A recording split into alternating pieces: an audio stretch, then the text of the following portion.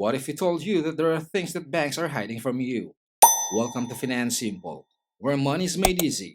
And here are the 5 truths about money that banks do not want you to know. Why? If everyone would have known, then the banking system would be wiped out. As Henry Ford said, it is well enough that people of the nation do not understand our banking and monetary system. For if they did, I believe there would be a revolution before tomorrow morning. Let's get started. Any economy depends on its banks.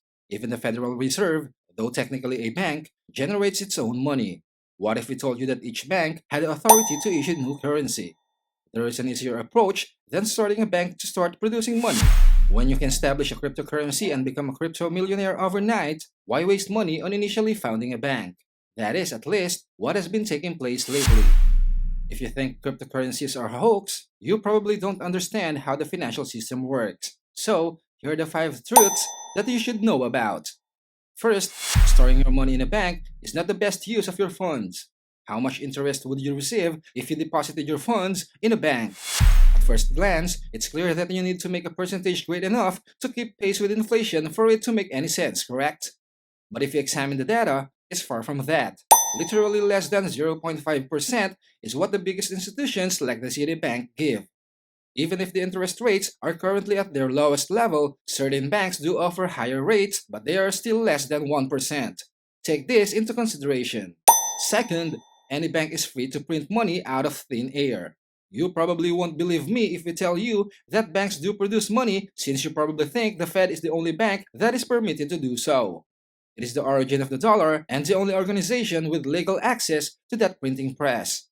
The way that the banking system is set up, though, allows any bank in the nation, and in fact, the whole world, to produce money to a certain extent depending on how much money customers have deposited. Consider making a $1,000 deposit at a certain bank. What do you suppose the bank will do with the money? The bank loans your money to someone else who wants to purchase a vehicle or a house and earns interest that is frequently considerably larger than the meager 0.5% that is given to you. If they kept it, they would not even be able to pay you their pitiful 0.5%. The typical interest rate on credit cards is 20%. The difference between those two amounts and what the bank pays you is enormous, 19.5%. The important thing to remember is that the bank won't disclose to you that it will lend your money. The bank will always show you that your money is still in your account and that you are free to remove it whenever you choose. The third, by borrowing money from banks and investing it somewhere else, you can make money. 3 miles from the Facebook offices in Palo Alto, Mark Zuckerberg paid $5.95 million for his house in July 2012 using a 30-year mortgage. He was the 40th richest person in the world at the age of 28 with an estimated net worth of $15.6 billion. Why would you go into debt if you had billions of cash and the means to pay it off easily? He could pay cash for a dozen mansions valued at $6 million without batting an eye. Why obtain a mortgage? Well, it's free cash. Wait a minute, that sounds impossible, right? When you are already a millionaire, who would offer you free money? Unless it's for charity, why would somebody give someone else free money? Interest rates are a prominent theme throughout. Poor returns of banks make it unprofitable to keep your money there because they can't even beat inflation, meaning you are losing money. In this case, though, it's the opposite. Any money you may borrow that is below the inflation rate is seen as free money since the inflation rate in the US is between 2.5 and 3%. The rate on Zuckerberg's mortgage was just 1%. The bank loses since the mortgage rate is less than the inflation rate according to the calculations. You don't need to be brilliant to get the math right. Let's say, for illustration purposes, that you borrow $1 million at a 1% interest rate. Prior to the pandemic, the average rate of return on a savings account was 2.4%. It is currently less than 1%. Of course, since the difference is so minor, this may not make sense when discussing smaller sums of money.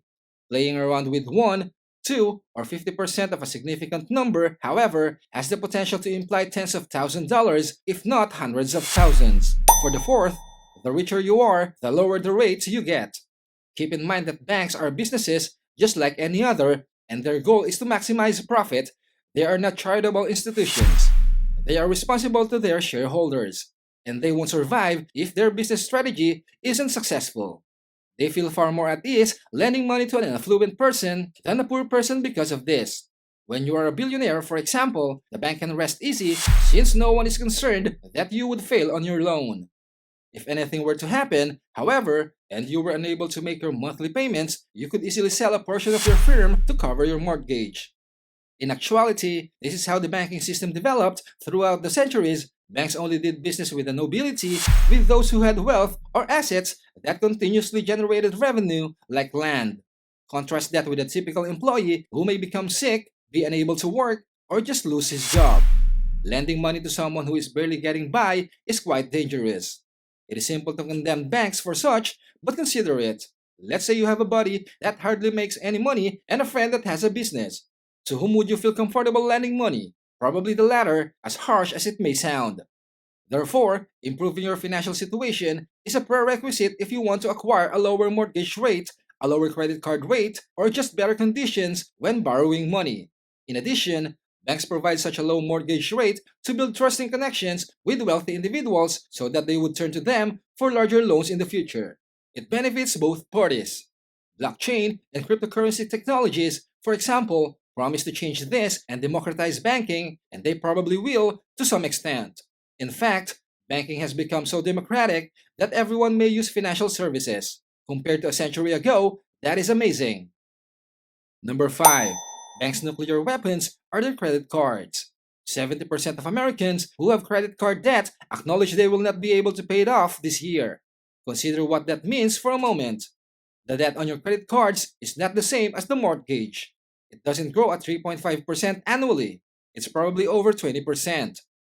What makes you believe that you would be able to pay off your credit card debt in a few months when it will have significantly increased if you are unable to do it now? In other words, 70% of Americans are on the verge of becoming debt slaves. 56% of respondents polled claim to have had credit card debt for at least a year, and the majority will keep using it for years to come. Almost 20% of respondents believe it will take them more than 3 years to pay off their debt, while 8% are unsure of when they will be able to do so. Since the majority of individuals spend without considering how they would pay it back, that is typically how banks make a fortune. They are prepared to maintain their current quality of living even if they are unable to pay for it. Banks phone you repeatedly to try to offer you a new credit card because of this. Without a doubt, using credit cards properly helps to raise your credit score, but if you are not financially responsible, you should avoid falling into the debt trap. Always stay focused on learning and developing discipline. Get educated, make a plan, and stay the course. If you found this informative, smash the like button, please share it with a friend, comment down below, and let us know what would you like to have made Finance Simple next. And definitely subscribe so you don't miss new content. Keep your head up, ears open, and always search for knowledge. See you soon.